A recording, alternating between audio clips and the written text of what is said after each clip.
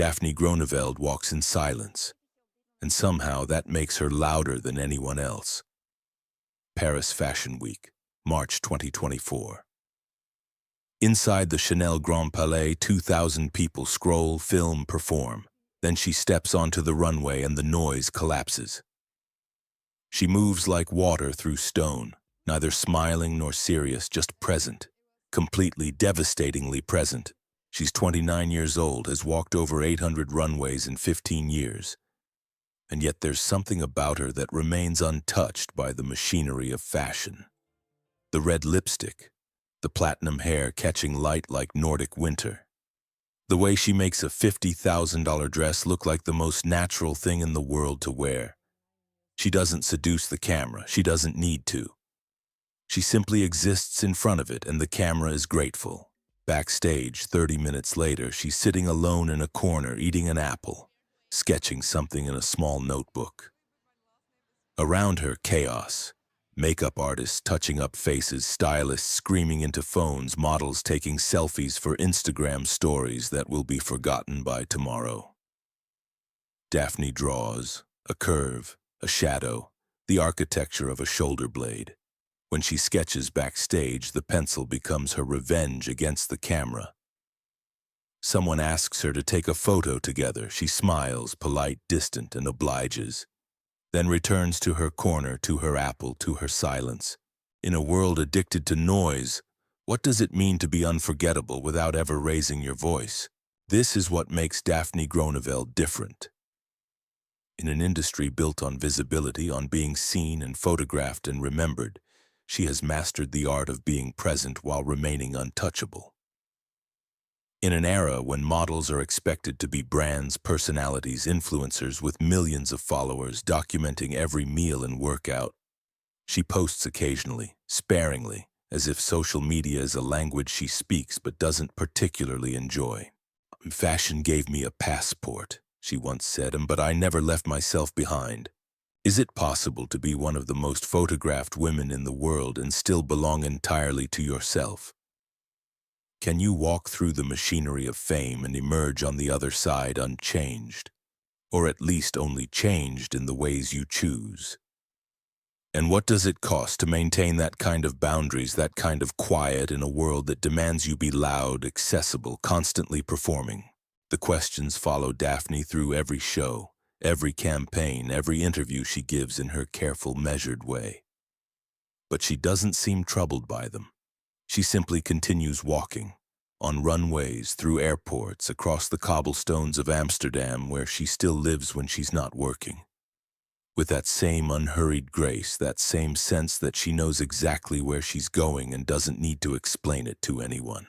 To understand how a girl from a small Dutch town became the face of modern elegance, we need to go back to where it began. Not on a runway in Paris or Milan, but in Leiderdorf, Netherlands, a place so unremarkable that most Dutch people would struggle to locate it on a map. She was born Daphne Groeneveld on December 24, 1994, a Christmas Eve baby in a town of 20,000 people about 10 kilometers from Leiden. Her father worked in business. Her mother raised Daphne and her siblings. They lived in a comfortable middle-class home. Nothing glamorous, nothing that would suggest their daughter would one day become the face of Dior. She came from a country built on calm, where water teaches patience and restraint. That calm never left her. Leiderdorp in the late 1990s and early 2000s was quintessentially Dutch. Orderly, quiet, practical. Canals and bicycles and modest brick houses. People valued substance over flash, functionality over decoration. It was a place where standing out was not encouraged, where fitting in was a form of social grace. And young Daphne did fit in more or less. She went to school, played with friends, lived an ordinary childhood that would give her nothing interesting to say in future interviews when journalists asked about her origin story, except for one thing. She was strikingly beautiful, even as a child. Not in an obvious way. She wasn't the kind of pretty that made strangers stop and stare. But there was something in her face, in the structure of her bones and the way light fell across her features that hinted at something unusual. Her mother noticed it first. Teachers mentioned it. Friends' parents would comment awkwardly that Daphne should be in magazines. At 14, walking through a shopping mall with her mother, Daphne was approached by a modeling scout. It sounds like a cliché because it is one. The pretty girl discovered while buying groceries or eating ice cream, plucked from obscurity by someone who sees her potential. But clichés exist because they're sometimes true. The scout from a Dutch modeling agency gave Daphne's mother a business card and suggested they come in for a meeting. Most families would have thrown the card away.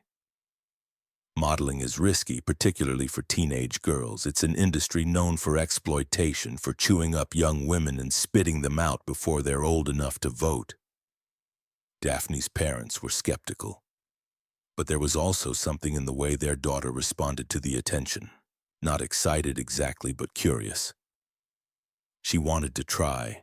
Could anyone have predicted what would happen next? That this quiet teenager from Leiderdorf would, within 2 years, be walking the most important runways in the world? Or was it precisely her ordinariness, her lack of desperation or obvious ambition that made her perfect for what fashion was about to become?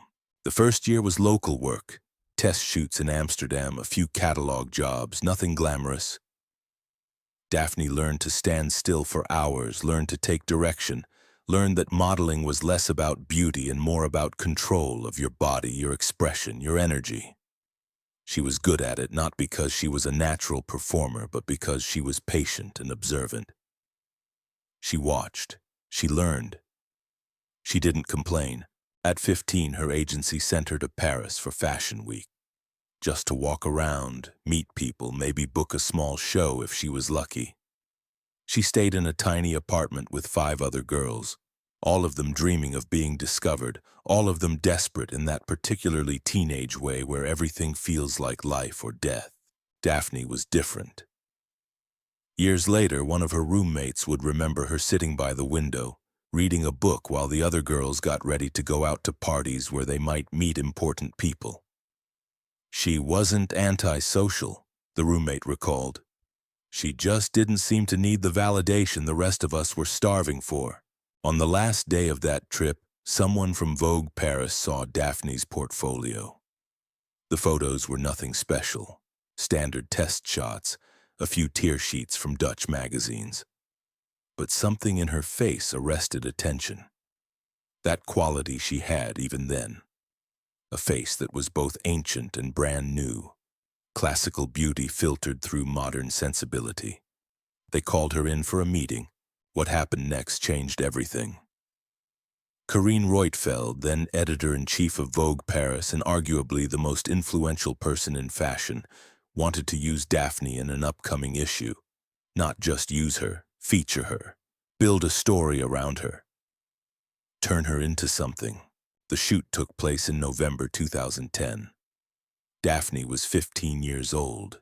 The theme was The Return of Glamour, shot by various photographers exploring what elegance meant in the post-recession, post-grunge era. One of the images, Daphne with tousled blonde hair, red lips, eyes that seemed to hold secrets she was too young to have, ended up on the cover of the December issue. December 2010, Vogue Paris. The cover that launched 1,000 careers, though only one of them was Daphne's. She looked impossibly young and impossibly sophisticated at the same time, like a baby Brigitte Bardot, like a girl playing dress-up who had accidentally stumbled into her future self. When that cover hit newsstands, the world discovered a new face. Daphne discovered the cost of being visible, Corinne Roitfeld would later say. She had the old soul of a new face. You couldn't teach what she had. She understood somehow that the camera is not your friend or your enemy. It's a mirror, and she wasn't afraid to look. Within months, Daphne was everywhere. Walking for Chanel, Dior, Prada, Versace, Jean-Paul Gaultier, who called her my muse of contradictions. Shooting campaigns for Tom Ford, Fendi, Miu Miu. The fashion world, which had been dominated by the grunge aesthetic of Kate Moss and the athletic bodies of Brazilian models, suddenly wanted something else. They wanted Daphne, blonde, ethereal, classical but not conventional, young but somehow timeless. She was 16 years old and working 60 shows per season. Paris, Milan, New York, London. The circuit consumed her calendar. She would wake up at 5 a.m. for fittings, spend 12 hours getting made up and dressed and photographed, collapse into bed at midnight and do it again the next day. It was exhausting, disorienting, and completely unlike anything a teenager from Laderdorf could have imagined. But here's what's interesting. Daphne adapted. Not by becoming someone else, but by staying exactly who she was while learning to navigate a world that wanted to transform her. Other models from small towns arrived in Paris or Milan and became Paris or Milan. They adopted the accent, the attitude, the affectations. Daphne remained Dutch, practical, calm, unimpressed by the circus around her. At 16, she signed an exclusive contract with Dior. It was the kind of deal that could make a career. Global campaigns, major runway shows, association with one of the most prestigious brands in fashion. But more than that, it was a statement. Dior didn't just want a face, they wanted an identity, someone who could embody what the brand represented in the 2010s. They chose Daphne to be the face of Dior Addict. The campaign, directed by Jonas Åkerlund and shot in stark black and white, became one of the defining images of early 2010s fashion. Daphne with wind-blown hair and that enigmatic half-smile running through Paris streets, laughing at nothing in particular, embodying a kind of freedom that felt both nostalgic and urgently contemporary. The tagline, "Admit it." Admit what? Admit you want this life, this beauty, this careless confidence? Or admit something darker, that perfection is a performance, that freedom is just another kind of prison, that every image is a lie we agree to believe. During the shoot, between takes, the director asked Daphne a question. "What's the most addictive thing in the world?" Daphne thought for a moment, then said, "The most addictive thing is freedom." The line was never used in the campaign, but it revealed everything about how she understood her own position. She wasn't addicted to fame or beauty or fashion. She was addicted to the feeling of being unowned, accountable only to herself. Freedom was her addiction, but also her disguise. The Dior Addict campaign ran for years, 2011, 2012, 2013, 2014. Daphne's face was everywhere. Billboards in Times Square, magazine spreads, airport ads, perfume counters in department stores around the world. She became synonymous with a certain kind of young, rebellious elegance. Not the messy party girl rebellion of Kate Moss, not the athletic, healthy rebellion of the Brazilian models. Something quieter, more controlled, more about what you didn't do than what you did. While other models were being photographed stumbling out of nightclubs, Daphne was going home to Amsterdam. While others were dating rock stars and actors, Daphne was single, or at least private about her relationships. While others were building personal brands and launching product lines, Daphne was just modeling. And somehow this made her more interesting. In an industry where everyone was performing their personality as loudly as possible, Daphne's reserve became its own kind of statement. Silence as rebellion, privacy as power. Patrick de Marchelier, who photographed her dozens of times throughout this period, said, "She doesn't need to seduce. She just is. That's so rare now. Everyone is trying so hard to be something. Daphne simply exists, and that's enough." Mario Testino, another legendary photographer who worked with her extensively, described her as quiet energy in a loud era. He recalled a shoot in Peru where Daphne, instead of complaining about the altitude or the cold or the early call times, spent her breaks sketching the mountains. "She was always drawing," he said. "I think that's how she processed everything. The camera was on her constantly, so she needed something where she was behind the lens, so to speak, where she controlled what was seen." This detail, the sketching, would become more significant later. But at the time, it was just a quirk, something that made Daphne slightly odd in an industry full of oddities. Through 2011, 2012, 2013, Daphne worked constantly. She walked shows for every major designer. She shot campaigns for luxury brands. She appeared on the covers of Vogue, Harper's Bazaar, W Magazine, Elle. She was 17, 18, 19 years old, an age when most people are figuring out who they are, and she was being photographed by the greatest photographers in the world, styled by legends, paid extraordinary amounts of money to embody fantasies for strangers. But something strange was happening.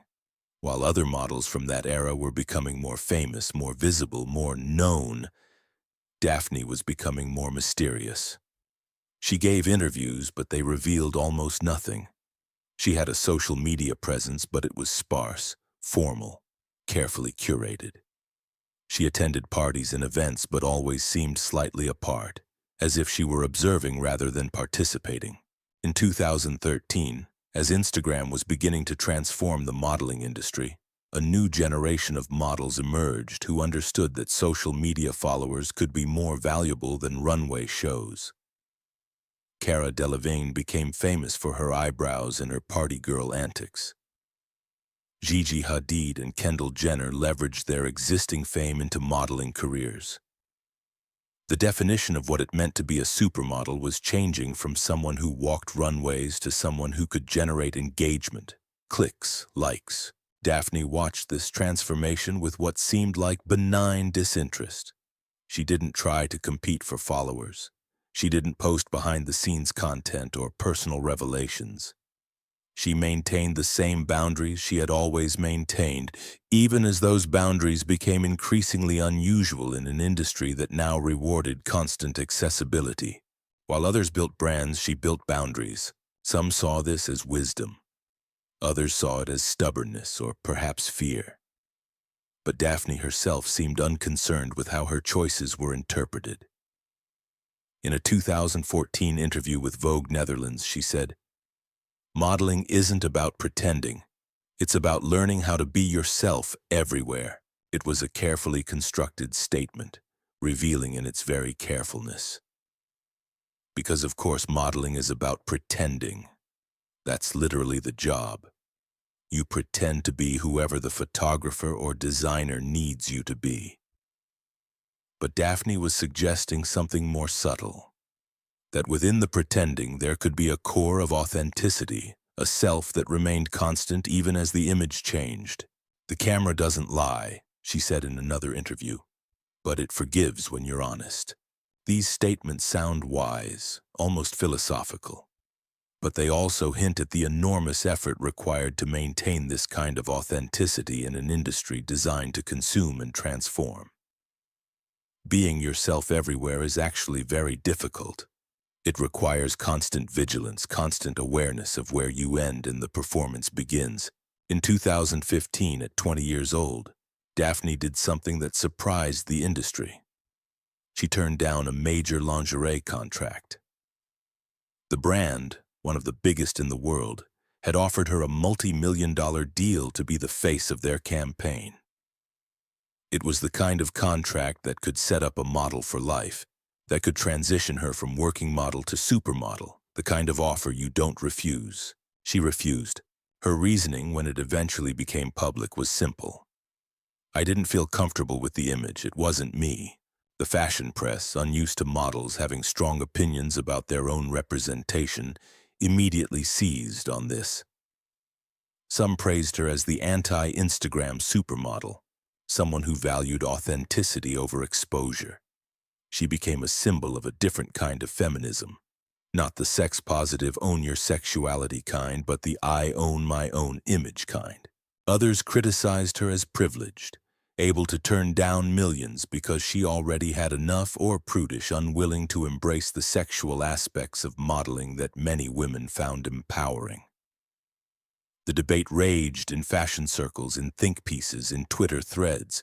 Daphne didn't respond to either the praise or the criticism. She simply continued working, continued choosing projects that felt right to her, continued maintaining those boundaries.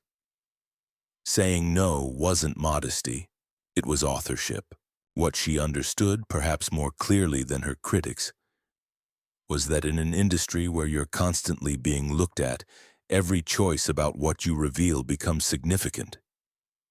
The lingerie campaign would have been lucrative, certainly, but it would also have changed how people saw her, would have added a dimension to her public image that she didn't want to add.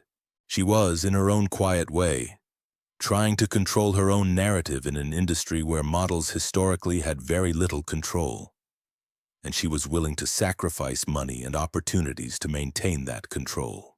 This is where we need to talk about the sketches. Throughout her career, Daphne had been drawing.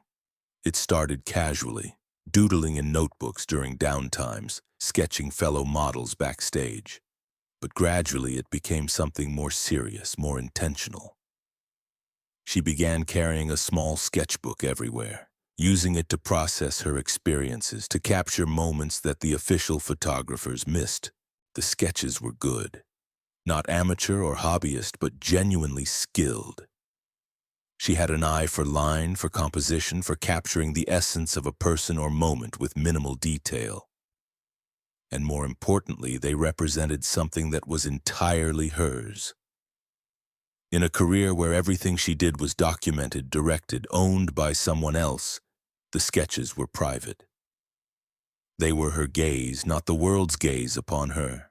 In interviews from her mid-20s, she began mentioning the drawings more frequently, as if she was slowly preparing the world for a revelation. "I started drawing as a way to process everything," she explained to a journalist from CR Fashion Book in 2016. "When you're standing there being photographed, you can't really think about what's happening. But when I draw it later, I understand it differently. I see it as an observer, not a participant."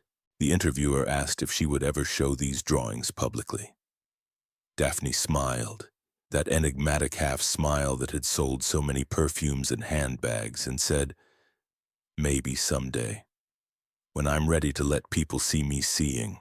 It was a fascinating answer, revealing layers of self-awareness about performance and authenticity. Daphne understood something fundamental, that even though millions of people had looked at her face, had studied her in photographs and videos and runway shows, none of them actually knew her. The drawings were different. They were her perspective, her interpretation, her vision. And she wasn't ready to give that away yet. Perhaps she never would be. Through her 20s, as fashion itself continued to transform, Daphne remained a curious constant. The Instagram supermodels accumulated followers in the tens of millions. They launched beauty lines and athleisure brands. They dated and broke up in public. They shared every aspect of their lives, what they ate, where they traveled, what they thought about politics and social issues. Daphne did none of this. Her Instagram account remained sparse, a few professional photos per month, the occasional glimpse of her cats or her apartment in Amsterdam, but nothing truly personal, nothing that would give strangers access to who she actually was. Some people found this frustrating. In an era of radical transparency, Daphne's privacy felt like withholding, like she was refusing to participate in the social contract that said if you're famous, you owe people access. Others found it refreshing. In the words of one fashion blogger, Daphne Groeneveld is proof that you can be successful without performing your entire life for strangers. She's the anti-influencer influencer. But what did Daphne herself think about all this? In the few interviews she gave, she was diplomatic, careful not to criticize other models' choices while explaining her own. "Everyone has to find what works for them," she said in 2018. "For me, keeping some things private isn't about being mysterious or aloof. It's about protecting my peace. I protect my peace the same way I protect my skin." It was a perfect soundbite, the kind of wise, self-aware statement that fashion magazines love. But it also revealed the calculation behind her casualness. Daphne had figured out very young that in order to survive the industry without being consumed by it, she would need to maintain strict separations. Work was work, life was life, and never shall the two mix. In 2019, at 24, Daphne began working less. Not dramatically less. She still walked major shows, still shot important campaigns, but she was more selective, more intentional about what she accepted. She turned down jobs that would have kept her traveling constantly. She prioritized projects that allowed her to be in Amsterdam more, to have something approaching a normal life. She took Pilates classes. She went to jazz clubs. She watched French films from the 1960s.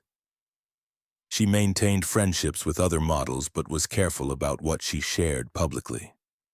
Her life, as much as was possible for someone still working as a model, looked almost ordinary.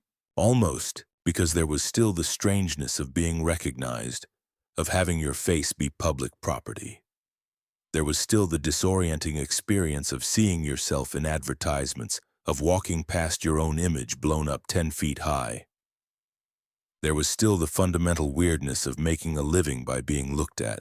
And there were still the sketches. In 2020, during the pandemic, when the fashion world ground to a halt, Daphne posted something unusual on her Instagram. It was a drawing, one of her sketches, showing a model backstage, head in hands, surrounded by chaos but somehow separate from it. The caption said simply, "The view from here." It was the first time she had shared one of her drawings publicly. The response was immediate and overwhelming. Thousands of comments from other models saying, "This is exactly what it feels like." From fans saying they had never seen fashion portrayed this way. From art critics noting the skill and sensitivity of the line work. Daphne didn't post another drawing for 6 months. And when she did, it came with a longer caption. "These sketches are how I make sense of a world that's constantly making an image of me.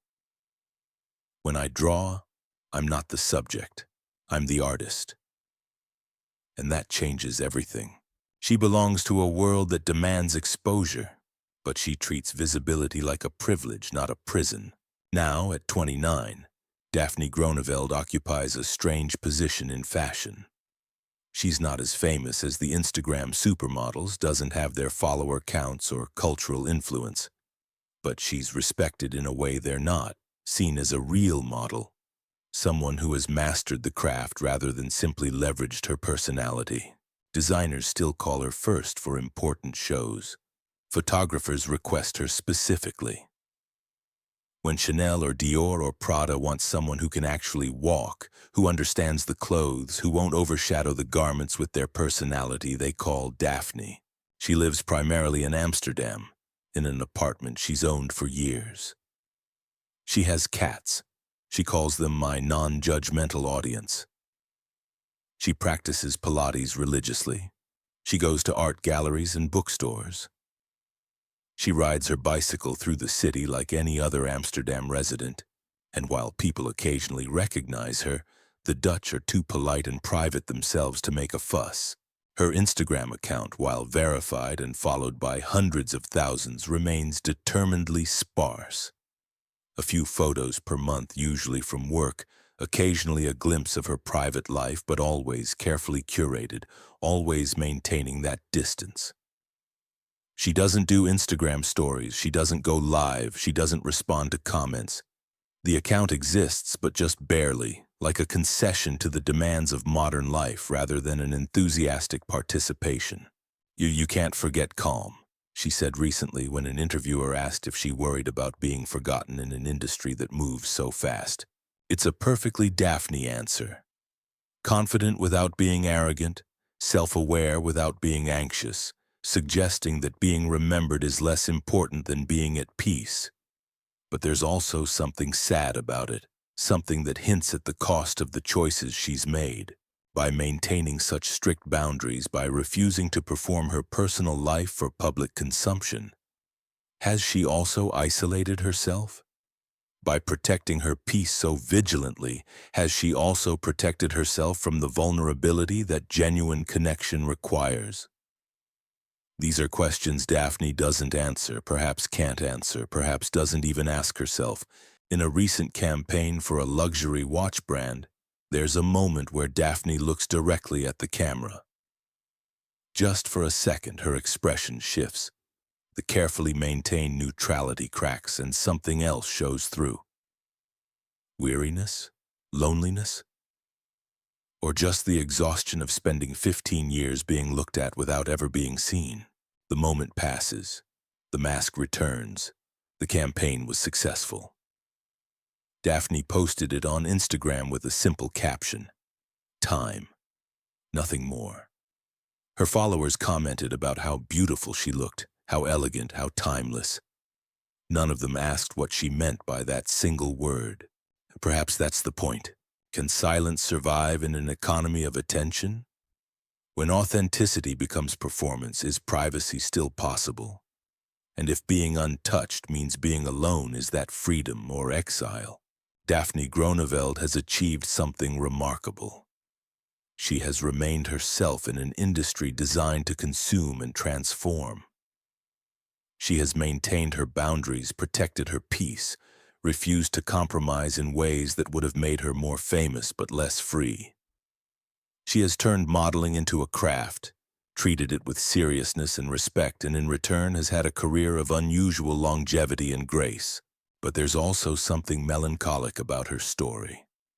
Something that suggests the price of authenticity in a world built on image might be higher than we like to admit.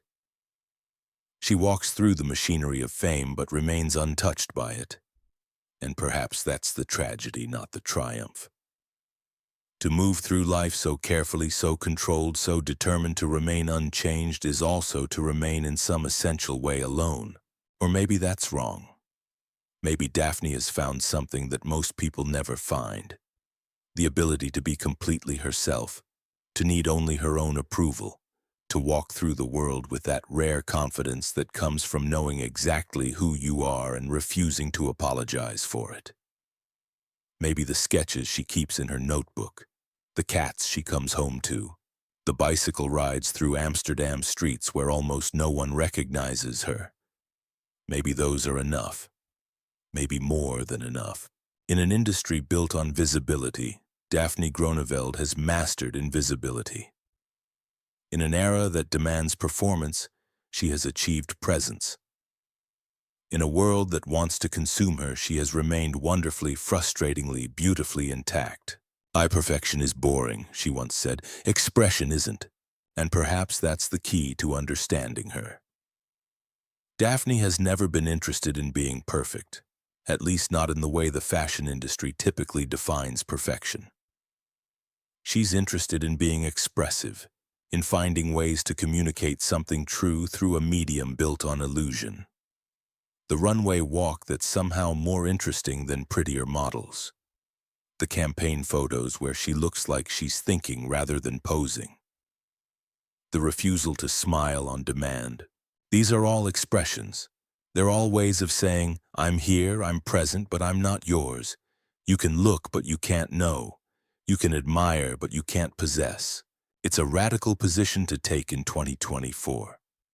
In an era where the dominant mode is total accessibility, where celebrities share their morning routines and their therapy sessions and their dinner choices. Daphne's refusal to participate fully in this economy of exposure makes her an outsider, even as she continues to work at the highest levels of fashion. The show ends, but her performance continues. The art of being seen while revealing nothing. She returns to Amsterdam after Fashion Week, takes off the makeup, feeds her cats, opens her sketchbook and draws what she saw, what she felt, what she can never say in interviews. The drawings are good, better than good. They capture something about fashion from the inside, about the strangeness of being simultaneously subject and object, performer and performance. In her sketchbook, another drawing waits, unfinished, quiet, enough. Someday she might show them publicly, might let people see her seeing. But not yet. For now they remain hers, these private visions, these attempts to make sense of a life spent being looked at. For now she keeps them close, protected, safe. For now she walks in silence. And the world watches and wonders and will never quite know who she really is. And maybe that's exactly how she wants it. In my favorite runway, she once said, is still my own path. She's walking it now, alone, unbothered, unchanged. Fashion gave me a passport, but I never left myself behind. Confidence isn't loud, it's quiet and steady. Being seen is easy, being remembered takes soul. These statements, collected from various interviews over the years, tell the story of someone who has thought deeply about what it means to be visible, to be photographed, to make a living from appearance. They suggest a woman who has found a way to navigate an impossible situation with grace and intelligence. But they also leave questions unanswered. What happens behind the carefully maintained boundaries? What does she feel when she sees her face on a billboard? When strangers recognize her on the street? When the camera clicks and another image is added to the thousands that already exist? The sketches, perhaps, are her answer. They're the one place where she controls the image, where she's the artist rather than the subject. They're her testimony, her evidence, her proof that she was there, that she saw, that she had an interior life beyond what the cameras captured. That might be the most radical act of all. In a world that wants to reduce her to an image, to a collection of photographs and runway videos and campaign stills, Daphne insists on being the one who sees, who interprets, who makes meaning. The pencil in her hand is more powerful than any camera pointed at her. In a world addicted to noise, she chose silence. In an industry built on performance, she chose presence. In an economy of attention, she chose privacy. And somehow, impossibly, it worked. She's still here, still walking, still drawing, still protecting her peace like it's the most valuable thing she owns. Because it is. At 29, Daphne Groeneveld walks in silence. And somehow that makes her louder than anyone else in the room. The phone's lower when she appears. The chatter dies. And for those brief moments on the runway, she is exactly what fashion promises but rarely delivers. A mystery that doesn't need to be solved. A beauty that doesn't need to explain itself. A woman who has figured out how to be looked at by millions while belonging entirely to herself. She doesn't need to seduce, she just is. That might be enough. That might be everything. Can silence survive in an economy of attention? When authenticity becomes performance, is privacy still possible? And if being untouched means being alone, is that freedom or exile?